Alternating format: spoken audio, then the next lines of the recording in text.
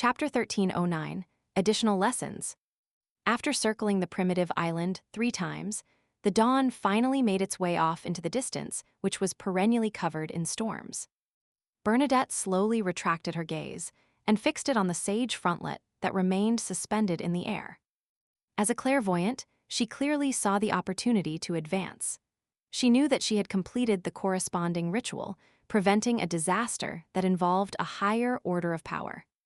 However, the price she paid was to personally seal her father, the father she had missed and sought for more than 100 years. How ironic! Bernadette looked at the vertical eye embedded with diamonds and sighed softly. After leaving Intis, she had 2 big wishes.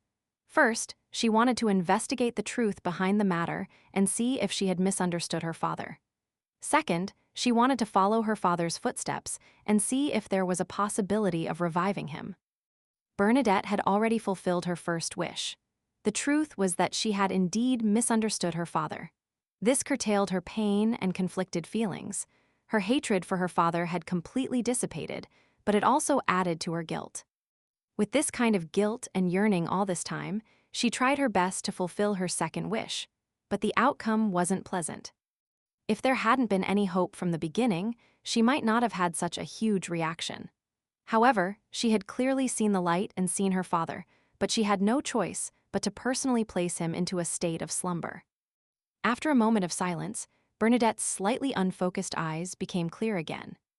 She no longer hesitated and no longer blamed herself. She no longer had all kinds of negative emotions. She firmly raised her right hand and drew out ancient words that shimmered with a stellar radiance in the void. She summoned the spirit world creature who was half man, half wind, and she retrieved the sage supplementary ingredients from it. As for the rest, as there was no need for them to be specially preserved, they were in the collection room of the Dawn. Not long after, Bernadette used pale death to shatter the sage frontlet. She concocted the potion that could allow her to advance to sequence 2. Looking at the bubbling sage potion with each bubble containing a transparent eye, Bernadette firmly raised her right hand and brought the glass bottle to her mouth. She knew that what she needed at this moment wasn't sorrow, nor corny emotions, but determination and the will to forge forward. This was because if she wanted to help her father, Emperor Roselle, escape the corruption and completely revive, she needed a higher sequence and greater strength. Because of this, she was willing to bury the pain in the deepest part of her heart and not let it affect her mental state. It was only when there was no one around at night that she could retrieve it and savor it alone. With the sage potion entering her mouth, Bernadette's body turned illusory at a discernible pace.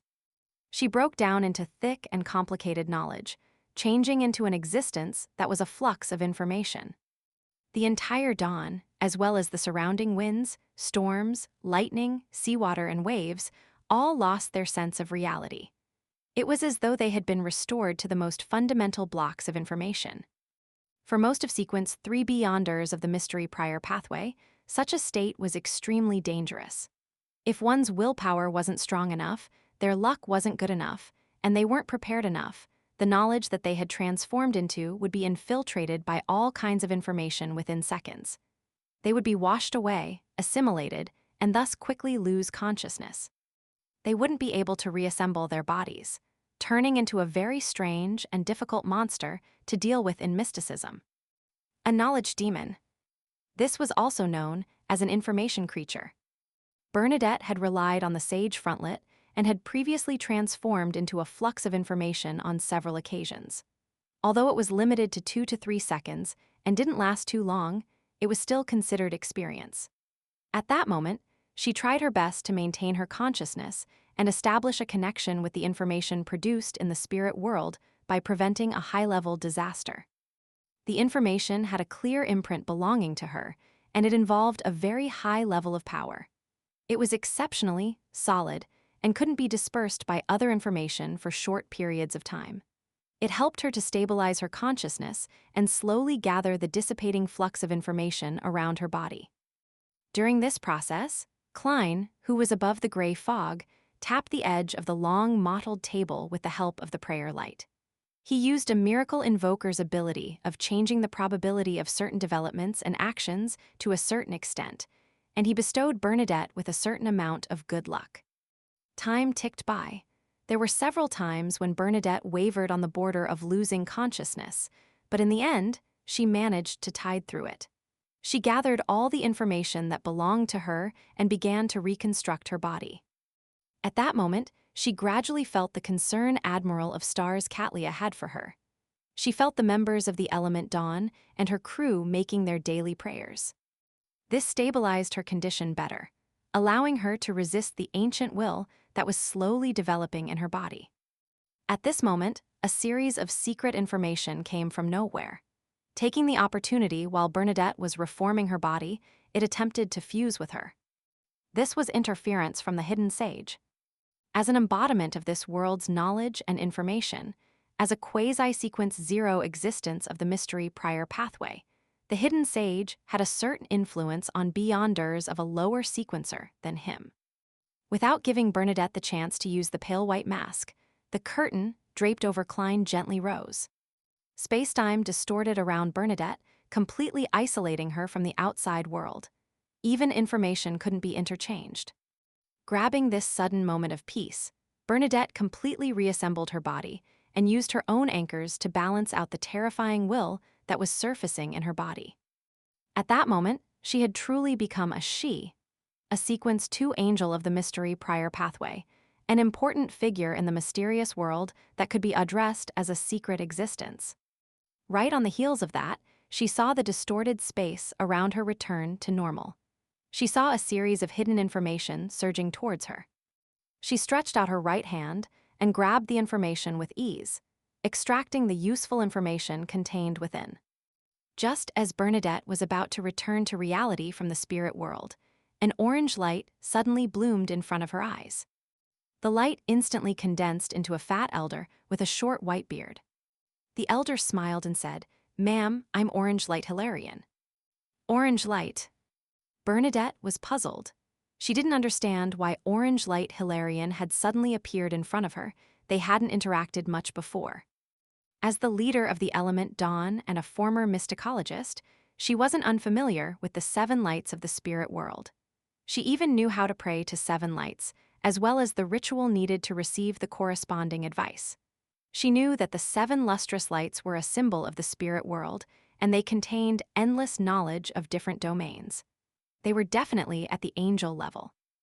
Orange Light Hilarion added with a smile, "A great existence wants me to inform you of the knowledge regarding the great old ones, the outer deities, and the cosmos, so that you have a relatively accurate grasp of the state of this world and the corresponding corruption." "Which existence is it?" Bernadette asked, puzzled and cautious. She had vaguely guessed the answer, but she still found it quite unbelievable. After all, the 7 lights in the spirit world were also important figures in the mysterious world, even if a Sequence 0 true God wouldn't find it easy to get them to do their bidding. Orange Light Hilarion chuckled and replied, "The greater ruler above the spirit world." "The great ruler above the spirit world." Bernadette repeated the honorific name, and her thoughts raced. Hilarion glanced at her and smiled. "He also has another title. Mr. Fool." Somewhere out at sea, the future which was cruising on a safe sea route. Katlia suddenly jolted awake from her dream as her forehead was covered in cold sweat. In the dream just now, she saw the queen lying on the ground drenched in blood. Her chest was torn open, and a baby-like monster crawled out of it. As a mysticologist who had advanced with a drop of the snake of fate's blood, Katlia believed that her dream wasn't without any reason. It was definitely a premonition. It was obvious that the dream she had wasn't pleasant. While feeling uneasy, Katlia sat up and put on her cloak. She attempted to pray to Mr. Fool, hoping that this mighty existence would give her some hints or to protect the queen. Soon, a scene appeared before her eyes. Queen Mystic Bernadette walked out of the spirit world and returned to Dawn, allowing the ship to gradually distance itself from the nameless island. Katlia immediately heaved a sigh of relief and sincerely thanked Mr. Fool. After finishing her prayer, she opened the window of the captain's cabin in joy, causing starlight to condense into a long bridge that reached the deck. She put on her heavy glasses and walked along the resplendent bridge of starlight to the deck, where she proceeded to stroll leisurely in the quiet night.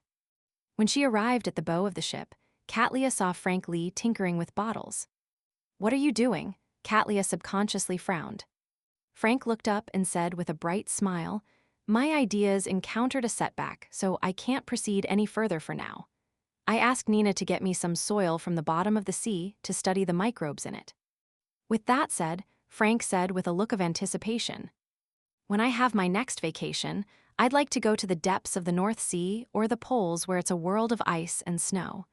There might be many ancient microorganisms buried beneath the thick layer of ice there, from the fourth epoch, the third epoch, or even the second and first epoch. This will bring me plenty." "You won't have any vacations for the time being," Katlia said inwardly. Klein conjured a box and placed the 4 cards of blasphemy inside. After sealing them, he immediately returned to the real world and headed for the nearest Evernight Cathedral. He planned on informing the Evernight goddess in the form of a prayer of the hidden dangers of the card of blasphemy, reminding her to pay attention to such problems. He didn't want the Earth Mother, Lilith, to obtain the Mother card or the Moon card.